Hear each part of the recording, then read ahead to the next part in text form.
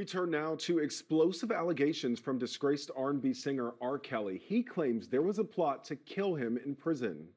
R. Kelly just got rushed to the hospital, and the streets are saying it was due to a serious overdose. Word is the R&B singer collapsed inside his prison cell in North Carolina while in solitary confinement. And it's getting real dark.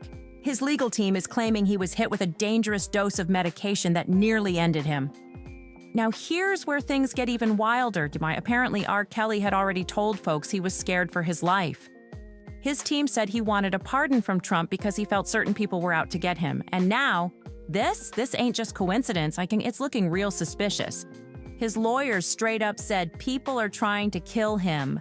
And honestly, this whole thing is sounding more like a setup than some accident. Why now? Why would anyone want to take out R. Kelly at this point? He's not in the public eye. He ain't got a new case. He's been locked up for years. No headlines, no courtroom drama.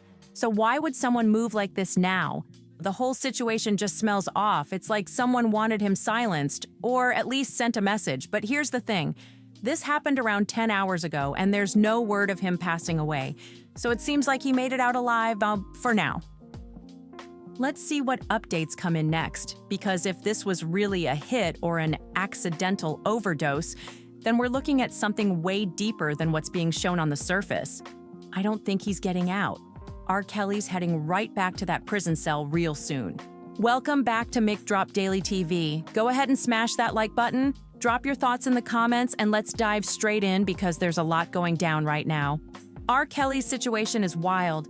But what's even crazier, Diddy's son's acting bold online. Let's talk about Justin Combs. People have been noticing him liking some seriously questionable posts. Like, why is he interacting with stuff that talks about his dad allegedly inviting Cassie to a belated Christmas freak-off party? This was posted by Hollywood Unlocked, and yeah, folks are raising eyebrows. And meanwhile, Christian Combs is staying silent and not engaging with this content. But Justin?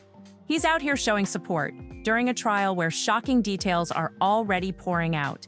Here's what's really disturbing. The trial already exposed dark, twisted stuff about Diddy. Cassie, who was pregnant at the time, broke down on the stand. And yet his own sons are out here liking freak-off party posts like it's casual. That's wild. And honestly, it's looking like these elder sons don't even flinch at the accusations. It's like they're fully standing behind their father, no matter what's coming to light. No shame, no hesitation, just vibes and loyalty. At this point, people are even joking that they probably already had their Santa suits ready, straight from Party City, like they were about to clock in for that twisted holiday special. The whole thing feels off, and if this doesn't scream disturbing family dynamics, what does? They were probably ready to show up with their little Christmas hats on, whether it was Cassie or anyone else in that so-called celebration. And what's worse, this wasn't some random joke. It sounds like it was planned, talked about, maybe even rehearsed. These elder sons ain't losing a wink of sleep over it. So for anyone still holding on to hope that they've got some kind of moral compass, let that go. They're not heartbroken. They're not ashamed. They don't care. In fact, they were the ones allegedly helping Diddy write some of his so-called apology speech. Yeah, that video where he threw up the gun fingers. You remember that one, right? That's why I've been calling them out long before Diddy even got locked up. If you've been rocking with Hot Mic Drop Daily, then you already know. I've been dragging Diddy's sons from day one. When they tried to launch that corny reality show, I said it then. They're not built like that. No sympathy, no self-awareness, just spoiled entitlement. They haven't shown a single ounce of care for the alleged victims, not a single word of concern, not even a fake apology. And let's be honest, they're only staying loyal to Diddy because of that bankroll. They're moving for the money, not the morals. That's facts. Now we're seeing them online liking shady posts that mock Cassie. Seriously? After everything she endured?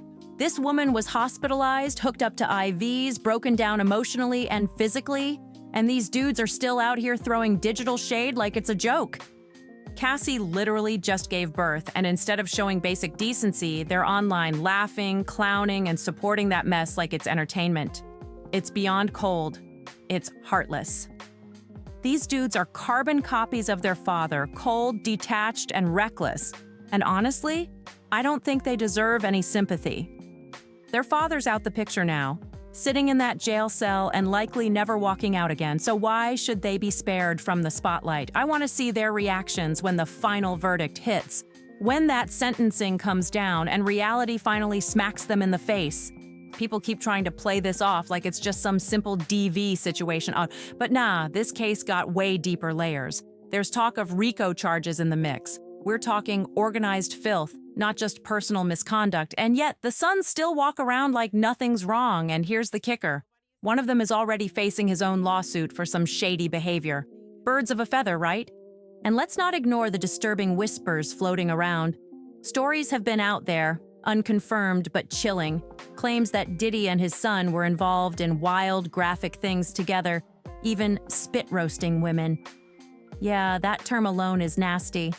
And if any of that's even halfway true, we're dealing with a whole new level of twisted.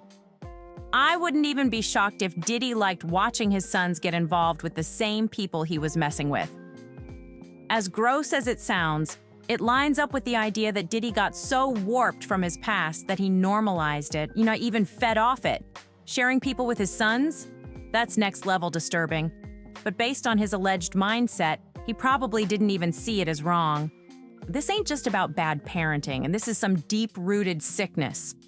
And when you watch how the elder sons are carrying themselves, how they're still showing no shame or remorse, it makes you wonder how much of that same twisted energy got passed down. It's messed up, it's dark, and it's sick. But sadly, it's all starting to make sense. Khristina Khorram is done. She's not walking away from this. She's about to be officially labeled a co-conspirator, and best believe she's staring down her own trial real soon. At this point, it doesn't even look like the prosecution wants her to testify. Matter of fact, they didn't even bother asking. They straight up told her, "We don't need you." That's how stacked their case is. The prosecutor's been cooking for weeks. Witness after witness, evidence piling up. They already have everything they need. Christina's testimony? Irrelevant now. Same with Dr. And tomorrow, Brendan Paul, the so-called drug mule, is stepping in as another major witness.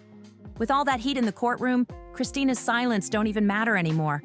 The fact her name keeps getting dropped all over the place, that's the red flag right there. It practically confirms that she's not just on the sidelines. She's deep in this. She's got her own lawyers already geared up because they know she can't testify. Not won't, can't. She's got no room to ask for immunity or cut a deal because she's already knee-deep in legal trouble herself. This ain't no theory anymore. She's going down, period. From the jump to now, her fall has been written in the background of this whole trial. And for a while, folks thought she might be holding back from testifying, but the truth is she doesn't even have that option. She's locked out. Anything she says could blow back hard in her civil case, so her best move is silence. And even that won't save her. The crazy part? Christina's so tangled up in this mess that even if she did speak, it'd likely be in favor of the defense. Why? Because she's trying to save her own skin. That's a massive conflict, and the prosecution knows it. They don't want her on that stand twisting the story to dodge her own consequences. Instead, they played it smart. They brought KK into the trial through her own words, pulled the receipts from her phone, her messages, her dirt, and that was enough. That's how they introduced her to the court without needing her to testify. And guess what? They can do the same exact thing with Khristina in her upcoming trial.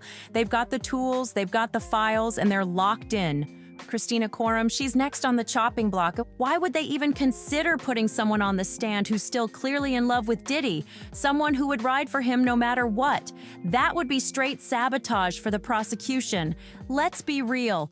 Khristina Khorram ain't testifying against Diddy. If anything, she'd be throwing shade at the prosecution and siding with him in every word she speaks. Truth is, the prosecution played it smart. Real smart. They knew she was too biased, too tangled emotionally, too far up in Diddy's mess to be trusted. Bringing her in would have only made things messier. She wouldn't help their case, and she'd twist it. So, instead of putting her on the stand, they flipped the script and went to the phones. They dug through the digital dirt, text messages, phone records, all of it, and used that to drag her into the courtroom without ever needing her voice. They made sure the jury still knows exactly who she is. Her name popping up constantly in that courtroom makes it loud and clear. She's a part of this, even without opening her mouth. That strategy is pure courtroom chess, and it's working. Now, some folks think this is all about the civil lawsuits she's wrapped up in. But nah, that's just background noise. Diddy himself got lawsuits stacked sky high, and it hasn't slowed anything down. The real reason she's not talking is because she's in too deep. She's a co-conspirator. Her legal team is already in place. She's not avoiding court, she's headed for her own. As for the main focus right now, all eyes are on Brendan Paul, the so-called drug mule. This man got busted in Miami for transporting substances for Diddy. His testimony is about to be major. If he spills even half of what people suspect he knows, it's game over. We're talking serious drug trafficking charges lining up with all the freak-off accusations already exposed. And honestly, I hope Brendan's testimony is just as explosive as Capricorn Clark's. That would be the final nail in the coffin. Prosecution wraps up strong, defense starts scrambling, and the energy in that courtroom electric. Because when that verdict hits and Diddy's face drops, we'll be right there, front row, wearing our tacky Party City wigs, sitting next to Funky Janice, watching it all go down like a live finale. The celebration's already loading. And Diddy, he's about to go all the way down. When Diddy finally gets sentenced and locked up, that's when his elder sons might finally wake up. Maybe then, they'll start to fix up. Right now, they're walking around like this man is untouchable. Like he's gonna beat the case, walk out the courtroom clean, and go back to award shows like nothing happened. They seriously think he's getting off scot-free. Sure, they know his career's taken a hit, but in their heads, he's still got 300, 400 million in the bank. We good. Life goes on. They really believe they'll still be living in mansions, hopping on jets, and that their dad's just gonna lay low for a bit before making a full comeback. These kids got a whole delusional comeback plan mapped out. Red carpets, interviews, applause, like Diddy's just on a break, not in the middle of a major criminal trial. But when that verdict hits, when that judge drops the sentence, watch their faces, watch the mood shift. It's gonna be like a glitch in the Matrix. Their smiles gone, Janice's wig dropped, the fantasy shattered.